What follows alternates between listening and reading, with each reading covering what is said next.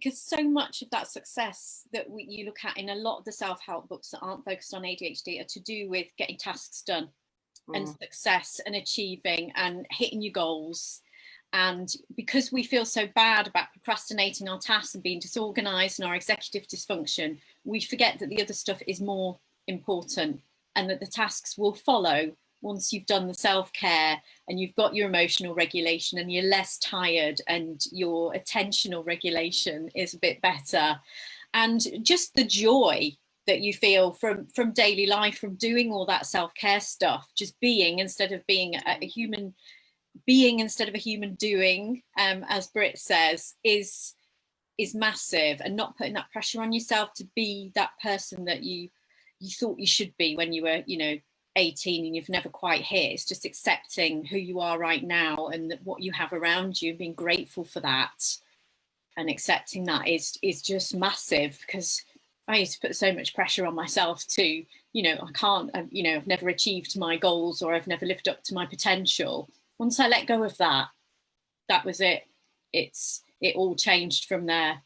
Yeah, which is not easy for us ADHDers. It's really not easy for us to be able to just be in the moment, even though we're very much, the now versus not now. And some of us have trouble thinking about kind of the future. It's really hard for us just to be present. And actually, that in itself, right, when we can be that, when we can be more in that state, I mean, that's success, right? To just be present, guys, because really, particularly with the pandemic, right, it's all we've got, really, isn't it? Really, like. And it takes work to get to that point. And I got quite emotional the other day. It was windy, and I just watched a leaf come off a tree and come down, and I just thought, that's beautiful. And I wasn't thinking, oh, you haven't done this, you haven't done that, or this is a worry, as I normally would. And that's the difference. It's just being in the moment, accepting who you are, accepting that, you're always going to have stuff you haven't done. So what?